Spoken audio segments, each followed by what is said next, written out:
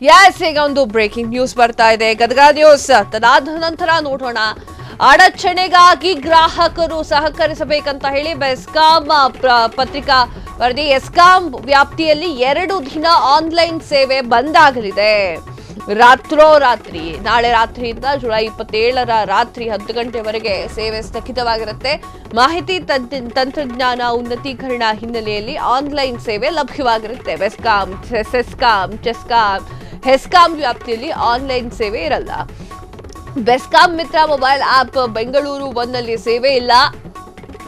2 ದಿನ ಆನ್ಲೈನ್ ನಲ್ಲಿ current bill ಕಟ್ಟೋದಕ್ಕೆ ಆಗೋದಿಲ್ಲ.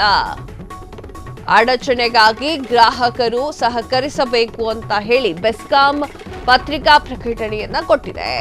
ಎಸ್ಕಾಂ ವ್ಯಾಪ್ತಿಯಲ್ಲಿ 2 ದಿನ ಆನ್ಲೈನ್ ಸೇವೆ ಬಂದಾಗಿದ್ದು ನಾಳೆ ರಾತ್ರಿಯಿಂದ ಜುಲೈ 27ರ ರಾತ್ರಿ 10 ಗಂಟೆಯವರೆಗೆ ಸೇವೆ ಸ್ಥಗಿತವಾಗಿ ಇರುತ್ತೆ.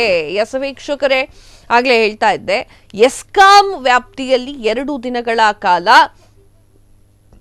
ಆನ್ಲೈನ್ ಸೇವೆಗಳು ಬಂದಾಗಿರುತ್ತೆ. ನಾಳೆ ರಾತ್ರಿಯಿಂದ ಜುಲೈ 27ರ ರಾತ್ರಿಯವರೆಗೆ 10 ಗಂಟೆಯವರೆಗೆ ಸೇವೆ ಸ್ಥಗಿತವಾಗಿರುತ್ತೆ.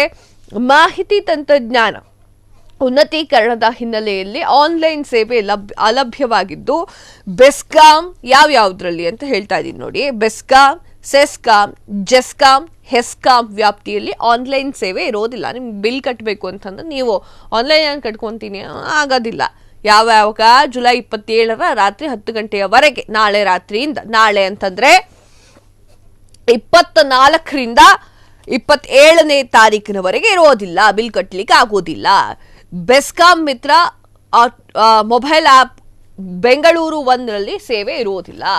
ಕ್ಷಣ ಕ್ಷಣದ ಸುದ್ದಿಗಳಿಗಾಗಿ ಫ್ರೀಡಂ ಟಿವಿ ಸಬ್ಸ್ಕ್ರೈಬ್ ಮಾಡಿ, ಲೈಕ್ ಮಾಡಿ ಹಾಗೂ ಫಾಲೋ ಮಾಡಿ.